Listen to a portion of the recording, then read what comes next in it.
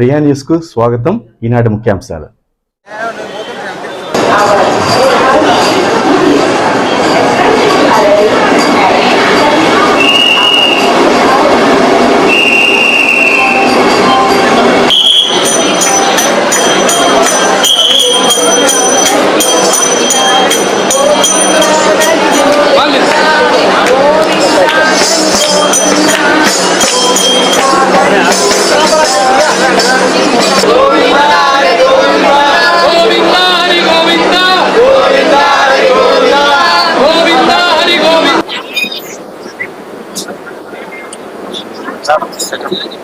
इसका बाप का जागीर ये वाईआर सुब्बारेड्डी है. అండర్టేకింగ్ ని ఎత్తగొట్టేసి 1990 జీవో 311 ఆంధ్రప్రదేశ్ గెజెటెడ్ ప్రకారము పరధర్మ పరమత పర విశ్వాసము ఉన్న వ్యక్తులు మేము హైందవ మతాన్ని నమ్ముతాము, వెంకటేశ్వర స్వామిని ఆరాధిస్తాము, నమ్ముతాము అని అండర్టేకింగ్ ఇస్తే తప్ప లోపలికి కాలు పెట్టడానికి వీలు లేదే. దాన్ని నువ్వు సెప్టెంబర్ 2020 రోజు నీ చిన్నాయన అయిన సుబ్బారెడ్డి ఎట్లా తొలగించినాడు? అండర్టేకింగ్ని తొలగించిన నీకు మా వెంకటేశ్వర స్వామి మీద నమ్మకం ఉన్నట్టు ఎట్లా నమ్మమంటావు?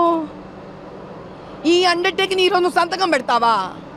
కింద నుంచి నడుచుకుంటూ పోతావా పైదాకా? మరి 18 సార్లు నెయ్యి బాగలేదని రిజెక్ట్ చేస్తేవే, మరి అప్పుడు చంద్రబాబు నాయుడు గారు లాగా నువ్వెందుకు బయటకు వచ్చి చెప్పలే?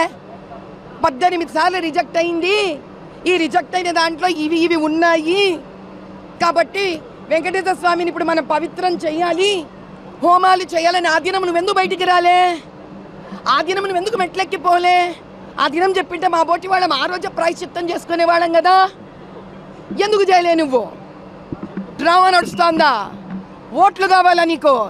ఇంకొకసారి రాజకీయాన్ని భక్తిని కలిపినాడా ఎవరన్న పొలిటీషియన్ నాలాంటి వాళ్ళు అనంతమై వస్తారు మీ దగ్గరికి. వెంకటేశ్వర స్వామి దిగొస్తాడు. అసలు ఆ పని తిరుపతి దగ్గర కూడా రానికూడదు. ఎంత పాప ప్రక్షాళన చేస్తాడంట, చర్చిలోకి పోయి చేసుకోమని చెప్పు. వస్త్రాలు, తలంబ్రాలు, ముత్యాలు ఎవ్వరు ముఖ్యమంత్రి అయినా ఇస్తారు కదా. రేపు నువ్వైతావప్ప ముఖ్యమంత్రి, నువ్వు తీసుకుపోవాలి కదా. మీ భార్య మన వచ్చిందా? మీ అమ్మ వచ్చినారా? నీ పరివారం ఏమన్నా వచ్చిందా? వాళ్ళు అండర్టేకింగ్ ఇచ్చినారా? నువ్వు చీఫ్ మినిస్టర్గా గవర్నమెంట్ డబ్బు పెట్టుకొని నువ్వు తీసుకుపోయేది ఏం గొప్ప? అక్కడ ఎవరిని పెట్టినా తీసుకుపోతారు. నువ్వు చీఫ్ మినిస్టర్గా రూల్ బట్టి పోయినావు. హిందుత్వాన్ని నమ్మి గౌరవించి పోలే నువ్వు. అర్థమైందా?